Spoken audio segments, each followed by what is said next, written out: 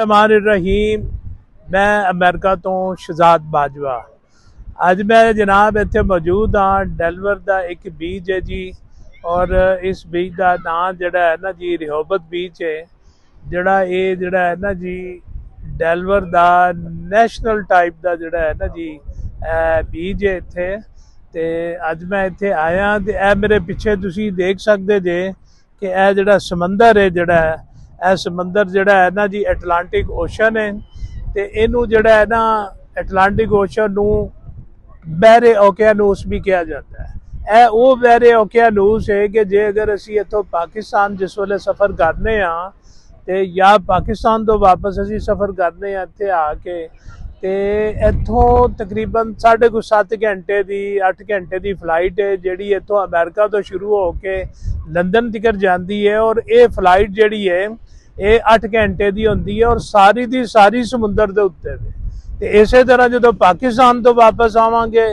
तो लंदन तिकर तो कोई समुंदर एडा नहीं होंदा, लेकिन लंदन तो उत्तों जिस वेले शुरू हो जाता है उदों जनाब है बहरे ओकेनूस जड़ा समुंदर जड़ा है ना जी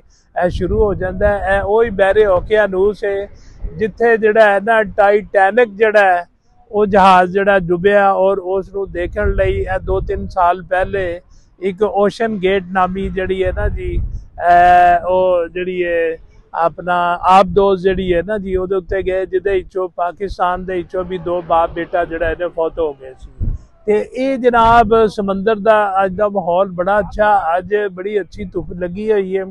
तो लोग जड़े ने वीकेंड की वजह नाल इत्थे आए और तुसी ये देख सकते हो कितनी बड़ी तादाद दे विच लोग जड़े ने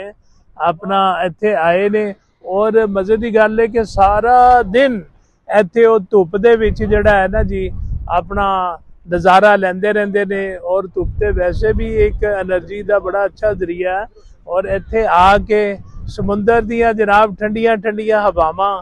ए जड़ियां उभरदियां ते बड़ा शोर मचांदियां जड़ियां छल्लां ए जरा खड़े हो के छल्लां दिखाना जी जरा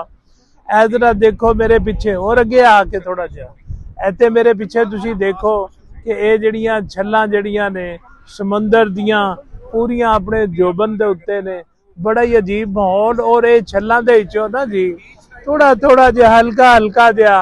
जिस वेले पानी भी जड़ा है ना जी आंदा है टकरांदा है साडे नाल ते नाल है इत्थे ठंडियां ठार फिजावां वो एक अजीब ही मंजर नज़र आ जाता है। बड़ा ही अच्छा बड़ा माहौल इत्थे आके कम अज कम कोई गर्मी का एहसास होंदा कोई नहीं,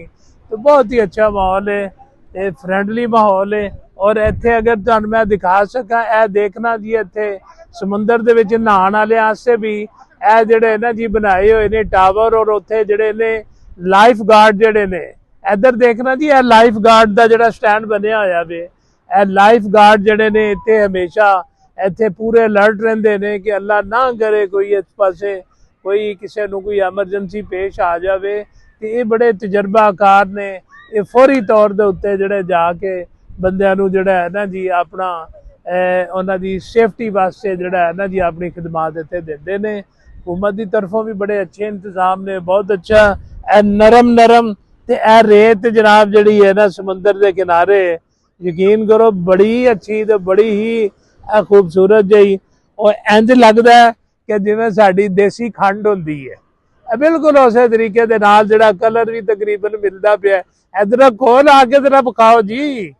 ए देसी खंड देखो तुसी जरा है जी